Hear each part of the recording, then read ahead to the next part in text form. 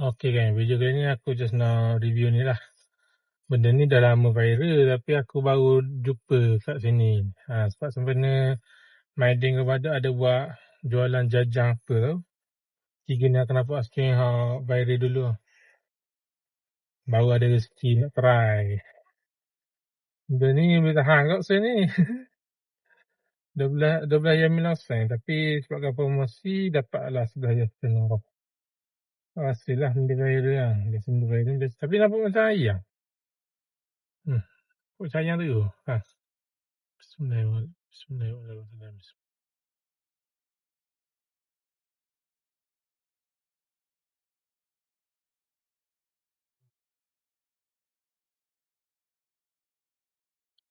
Dia mahal sebab viral.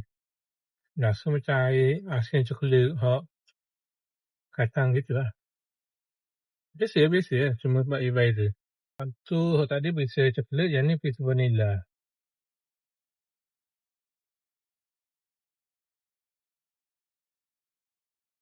Putih macam ayam goreng.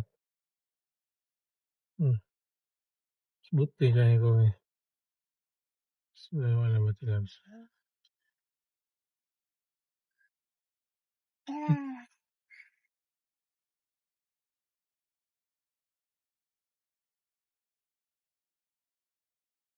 Tak ada ya, kalau dari segi rasa wow tu tak ada mana, cuma dari segi rupa wow macam ayam. Okay, last lemon. Dia bentuk lemon.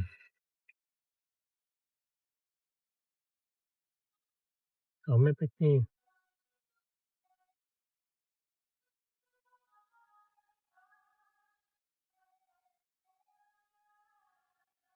Masya Allah, ramai lemon.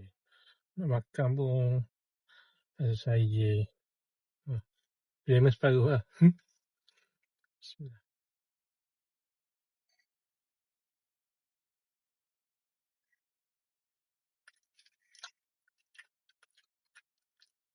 Rasa lemon. Memang masak lemon. Rasa berlemak lah. Dia punya aiskrim.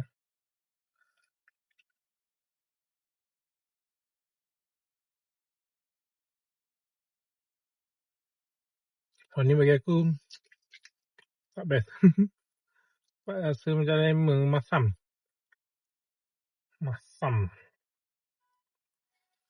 Okay lah, tu video kali ni. Kalau kamu suka jangan lupa untuk like, comment dan share.